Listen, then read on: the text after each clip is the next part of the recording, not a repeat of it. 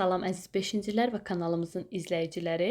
5-ci sinif Azərbaycan dil dərsliyi 2-ci hissədən izahlarımızı davam etdiririk. Bu gün sizlərlə birlikdə səhifə 70-dən etibarən idmançı xarakteri və idmanda uduzanda nə edək başlığı altında verilmiş mətnin eyni zamanda qrammatika hissəsində əvəzli mənaca növləri ilə bağlı verilən tapşırıqların izahına baxmış olacağıq. Video izaha keçməzdən öncə siz mətnin məzmunu ilə bir dəfə tanış olun. Həmçinin videonu bəyənin, kanala abunə olun. Video ilə bağlı olan fikirlərinizi şərh bölməsində qeyd edin. Həmçinin kanalı paylaşaraq bizə dəstək də ola bilərsiniz. Elə isə gəlin başlayaq bir A-nın izahından. Bir A da bizə nə deyir? Deyir ki, sevdiyiniz və daim izlədiyiniz idmançı varmı? Onun həyatı, xarakteri haqqında nə bilirsiniz? Ümumiyyətlə, belə deyək də, oğlanlar bu işdə daha yaxşı olarlar. Yəni, onlar daha çox idmanla maraqlanırlar, xüsusən futbolla maraqlanırlar. Amma həmçinin qız şagirdlərimizin də bu barədə fikirləri əlbəttə ki, olacaqdır. Bu, biraz subyektiv fikirdir. Belə deyək də, hər kəs bir idmançını da daha çox maraqlana bilər və həmin idmançının burada adını qeyd edib, onun həyatı haqqında, xarakteri xüsusiyyətləri haqqında nələr bilirsinizsə, onu qeyd eləməlisiniz. Məsələn, götürək Messini, Barselonanın uzun müddət Barselonada oynayan bir futbolçu olub. Biz onun haqqında nələr bilirik? Ta ki, Argentinada dünyaya gəlib, ilk belə deyək, futbol karyerasına da elə orada başlayıb. Daha sonra onun qohumları vasitəsilə Barselona futbol klubunun rəhbərliyi onu Barselonaya dəvət edib. Həmçinin onun səhhətində əvvəllər problemlər olub. O xərcləri ödəyərək onu belə deyək də Barselona futbol klubuna dəvət ediblər və onun karyera uğurları da baxın beləcə başlanmış olub.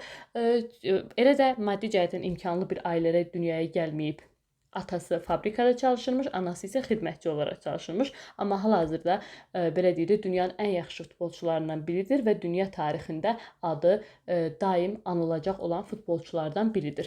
Siz də bu barədə sevdiyiniz idmançı və onun xüsusiyyətləri haqqında yaza bilərsiniz. Başlayaq B-yə. Yarışlara qatılmağı sevirsinizmi və məğlub olanda nə edirsiniz?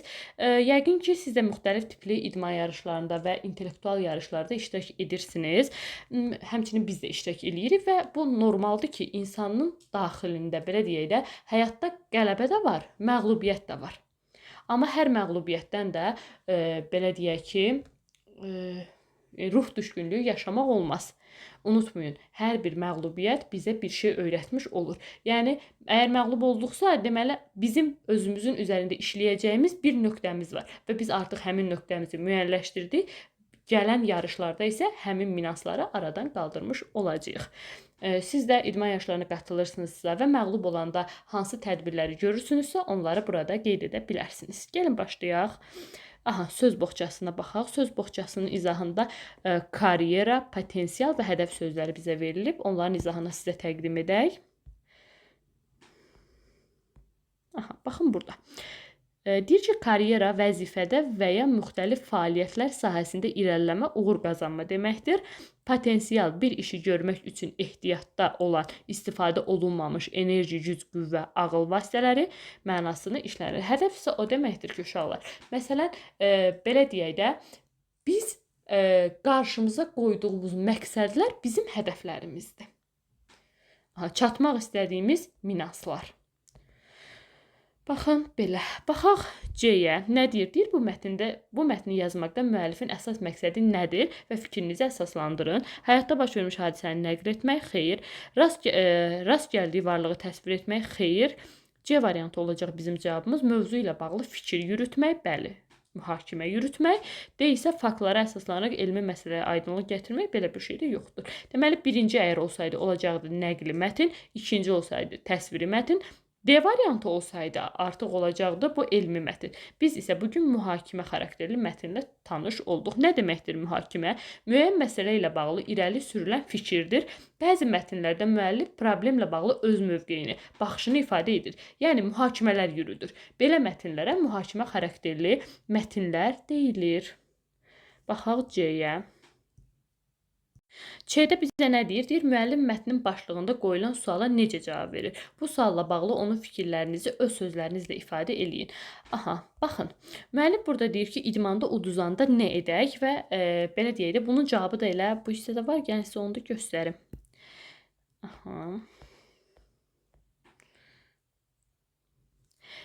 Deyir, hər bir yarışda udmaq da olar, uduzmaq da olar. Amma uduzmaq uğursuzluq deyil. Qarşına məqsəd qoyub növbəti hədəflərdə qalib gələ bilərsən. Məqsədə çatmaq üçünsə çox çalışmaq lazımdır. Bəli uşaqlar, bunu sizə şablon olaraq qeyd elədim. Əlbəttə ki, siz bunu öz fikirlərinizlə ifadə eləyə bilərsiniz. Baxaq D-yə. D-də deyir ki, müəllifin fikirləri ilə razısınızmı? Bəs siz bu suala necə cavab verərdiniz? Əlbəttə ki, müəllifin fikirləri tamamilə doğrudur. Yəni, həyatda məğlubiyyət var, amma biz məğlubiyyəti uğursuzluq kimi yox, artıq belə deyək də, bizi aydınladan bir məsələ olaraq qeyd eləməliyik və öz zəif nöqtələrimizin üzərində çalışıb, öz qarşımıza hədəf, məqsəd qoymalıyıq ki, biz tutaq ki, bu dəfə məğlub olduq, gələn dəfə daha böyük qüvvə ilə çalışıb özümüzü inkişaf elətdirib həmin qoyduğumuz hədəfə nail olacağıq və beləliklə artıq uğursuzluğu yox, qələbə qazanmış olacağıq. E-yə baxaq. Mətndə göyrəkdə verilmiş deyir cümləni oxuyun. Bu fikirlər arasındakı uyğunsuzluğu şərh edin. Aha, baxaq. Hanı mətndə göyrəkdə verilmiş cümlə? Aha. Nə deyir? Deyir ki, ilk böyük yarışıma 12 yaşımda çıxdım və ikinci oldum. Mən bundan dilxor olmuşdum. Yəni, belə deyək də, əhvalı pozulmuşdu, narahatlıq keçirmişdi. İkincidə nə deyir? Deyir, yarışda neçənci yeri tutmağımın heç bir fərqi yoxdur. Bu fikirlər bir-birinə ziddiyyət təşkil edir uşaqlar. Birincidə deyir ki, mən birinci olmaq istəyirdim, amma ikinci oldu. Bu da məni narahat eləmişdi, keyfimi pozmuşdu, əsəbləşdirmişdi. Amma ikincidə deyir ki, mən üçün fərqi yox idi yarışda neçənci yer tutmağımın. Bu fikirlər bir-biri ziddiyyət təşkil etmiş olur.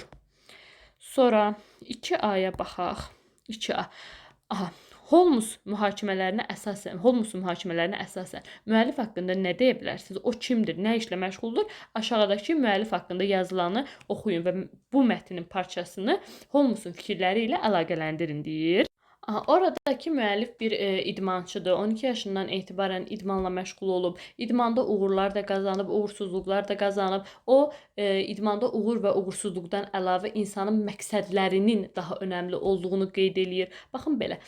Buradakı mətndə isə Holmes 1970-ci ildə İngiltərədə anadan olub. 12 yaşında yüngül atletika ilə məşğul olmağa başlayıb. 13 yaşında 1500 metr məsafəyə qaçış üzrə Böyük Britaniyanın çempionu olub. Bir çox beynəlxalq yarışlarda iştirak edib, lakin uzun müddət qalib ola bilməyib. Yalnız 2004-cü ildə 34 yaşında Afinada keçirilən Olimpiya oyunlarında həm 800 metr, həm də 1500 metr məsafəyə qaçış üzrə çempion olub. Yəni buradakı fikirlər yuxarıda mətni nəql edən Holmesun özüdür. O özü danışır. Burada isə bizə onun haqqında bir təsviri məlumatlar verilir. Baxın belə.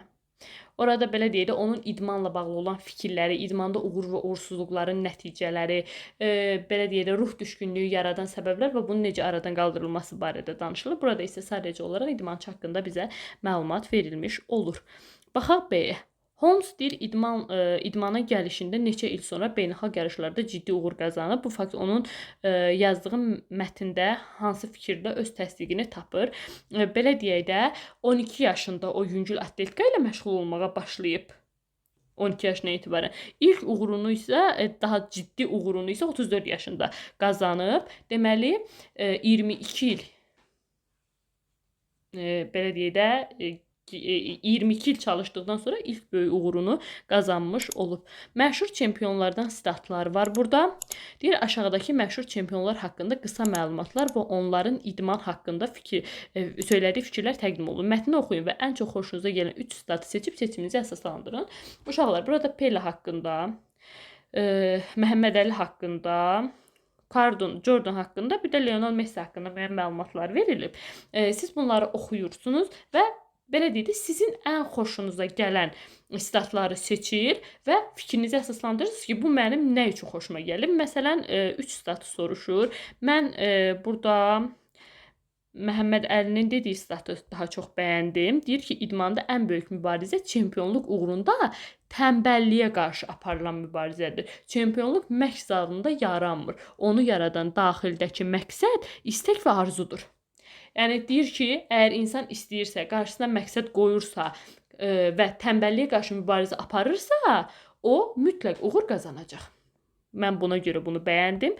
Bir də Lionel Messi deyir ki, mən məğlubiyyəti qəbul edə bilərəm. Amma məğlubiyyətə görə ruh düşkünlüyünü qəbul edə bilmərəm. Çoxları elə düşünür ki, mənim istedadım anadan gəlmədir. Onlar mənim nə qədər məşq etdiyimi görsəydilər belə düşünməzdilər. Yəni uşaqlar, insan öz üzərində daimi çalışsa, işləşsə, məğlubiyyət ola bilər, amma o məğlubiyyətə icazə verməsə ki, onu ruh düşkünlüyünə salsın, deməli onda o uğur qazanacaq. Baxın, bu fikirlər həqiqətən mənim xoşuma gəldi. 3 fikir deyir, səhv eləmirəmsə, biz ikisini seçdik, 3 statı seçin. Məsələn, Pelenin də statı kifayət qədər yaxşıdır. Deyir, dünyada futbol oynamaq istəyən hər bir uşaq Peleyə oxşamağa çalışır. Hə, əlavə olaraq qeyd edirəm, mən onlara həm ən yaxşı futbolçu kimi bir nümunəyəm, həm də yaxşı insan olaraq bir nümunəyəm.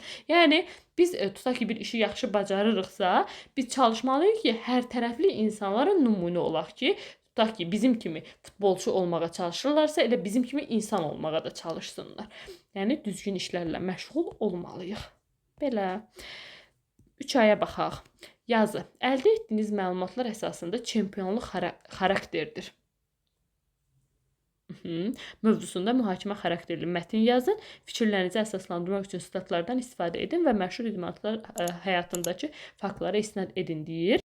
Burada məsələn belə bir mətn qeyd edə bilərsiniz ki, çempionluq insanın daxilində olan arzu və istəkləri həyata keçirməsinin şəklidir. Həyatda qələbə də var, məğlubiyyət də var. Məsələn, bir çox insanların həyatından biz bunu görürük. Mətnin əsas qəhrəmanı ki var, Holmes. Biz onun həyatında kifayət qədər məğlubiyyətlərin olduğuna da şahid oluruq. Lakin o, bu məğlubiyyətlər onu sarsıtmır. Həmçinin bundan əvvəl də keçdiyimiz şahanə var idi, idmançı.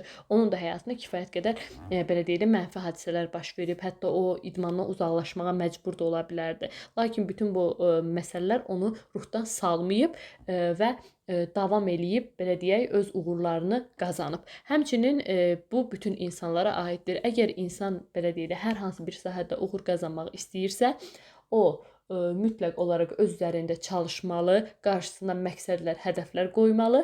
Əgər belə deyək də, uğura gedən yol düz deyil, bu enişli, yoxuşlu bir yoldur. Qarşısına çıxan maneələri isə dəf edərək qələbə qazanmalıdır. Yuxarıdakı statların birində də elə bu barədə danışırdı. Siz yuxarıda adı çəkilən insanların da adlarını baxın öz mühakimə xarakterli mətninizə yaza bilərsiniz. Yəni insan çempionluq necə qazanılmalıdır? İnsan necə uğur qazana bilər mövzusu barədə öz fikirlərinizi qısa bir mətn şəklində yazmalısınız uşaqlar. Mən sizə nümunə olaraq məsələn bir neçə sözdən ibarət bir mətn dedim. Əvəzlik mənaca növləri.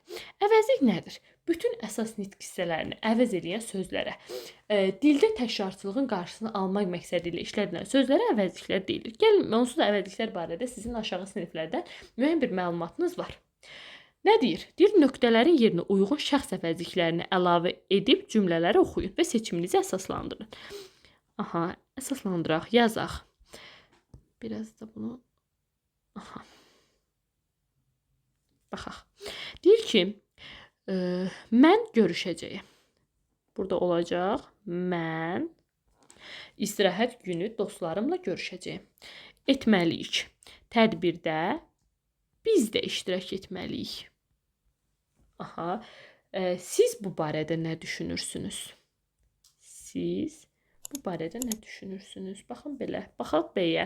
Aşağıdakı cümlələrə hansı şəxs əvəzliklərini əlavə etmək olar? Sən yadda saxla. Qalib gəlməyimiz heç də həmişə uğursuzluq deyil. Qalib gəlməməyimiz üzrə. Deyirəm ki, sən yadda saxla birincidə olacaq. Bizim qalib gəlməməyimiz heç də həmişə uğursuzluq deyil. Qaçış sürətimi bilmək istəyirsən? Mənim qaçış sürətimi sən bilmək istəyirsən? Baxın belə. Yarışda neçənci yeri tutmağımın heç bir fərqi yoxdur. Mənim yarışda neçənci yer tutmağımın heç bir fərqi yoxdur. Bütün gücünüzü ortaya qoysanız, sonda uğur qazanacağıq. Siz bütün gücünüzü ortaya qoysanız, biz sonda uğur qazanacağıq. Belə, həqiqətən qələbə üçün əlindən gələni etməyə çalışırdı. O, həqiqətən qələbə üçün əlindən gələni etməyə çalışırdı. Baxın belə, baxaq C-yə. Deyir, işarə əvəzliklərini seçin. Onların nəyə işarə etdiyini müəyyənləşdirin. Keçən həftə kitabxanamızda tanınmış yazıçı ilə görüş oldu. Son dövrlərdə belə tədbirlər tez-tez keçirilir. Baxın, burada belə işarə əvəzliyidir. Kitabxanada tanınmış yazıçı ilə olan görüşlər, tədbirlər nəzərdə tutulur. Belə. 5A sinifində oxuyan uşaqlar çoxu dərslərində əla qiymət alırlar. O sinifdə şagirdlər çalışqan və bacarıqlıdır. Burada o işarə əvəzliyidir. 5A sinifini işarə edir. Mükafat alanların siyahısında mənim də adım var. Atam bu xəbəri eşidəndə çox sevinəcək. Burada bu işarə əvəzliyidir. Mükafat alanların siyahısında oğlunun adı olma xəbərini eşitmək. Eşitməyə işarə edir. Baxaq C-yə. Fərqləndirilmiş sözlərin əvəzinə sual əvəzliklərini işlətməklə cümlələr yaradın deyir. Onlar bizi şənliyə dəvət etmək istəyirlər. Onlar kimi şənliyə dəvət etmək istəyirlər. Burada bizim yerinə kimi əvəzliyin qoymaq olar. Qatar bir azdan yola düşər. Qatar nə vaxt yola düşər? Nə vaxt yola düşər? İkinci sırada boş yer var. Hansı sırada boş yeri var? Hansı? Birazdan ikinci. Yarışda məşhur idmançılar iştirak edəcək. Burada hansını yerinə qoymaq olar? Yarışda hansı idmançılar iştirak edəcək? Aha. Sinifimizə yeni şagird gəldi. Aha. Sinifimizə. Haraya yeni şagird gəldi? Olar. Rəşad necə dostdur? Kitab biliş mənbəyidir. Burada kitab sözünü fərqləndirib deyəsən. Aha. Nə bilik mənbəyidir? Nə bilik mənbəyidir?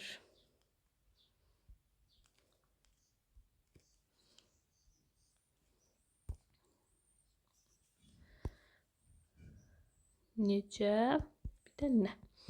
Baxın belə. Baxın belə. Baxaq deyə, hansı cümlədə dəqiq bilinməyən qeyri-müəyyən şəxs haqqında danışılır? Dünən o məktəbin divarına elan vurdu.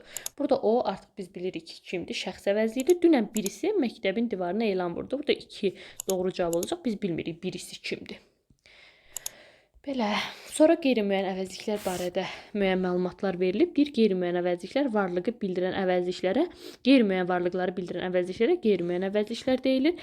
Qeyri-müəyyən əvəzliklər kim və nə suallarına cavab verir.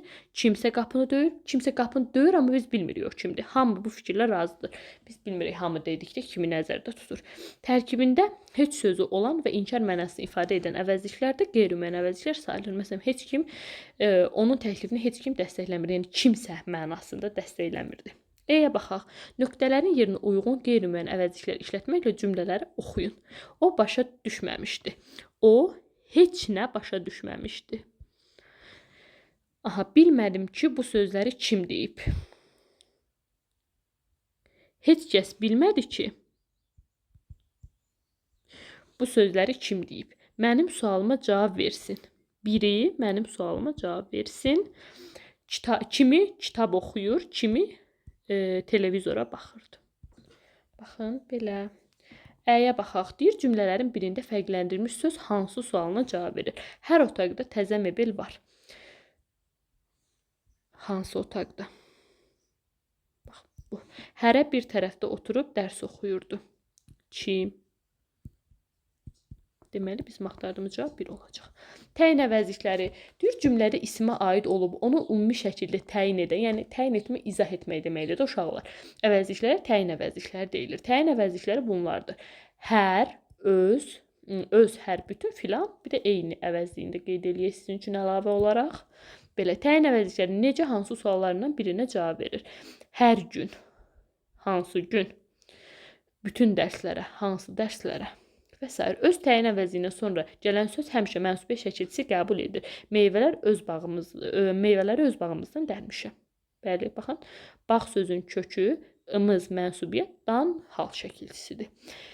Son olaraq baxaq F-ə. Hansı cümlədə təyin əvəzliyi işlənib? Kitabxanaya nə vaxt gedək? Burada nə vaxt sual əvəzliyidir.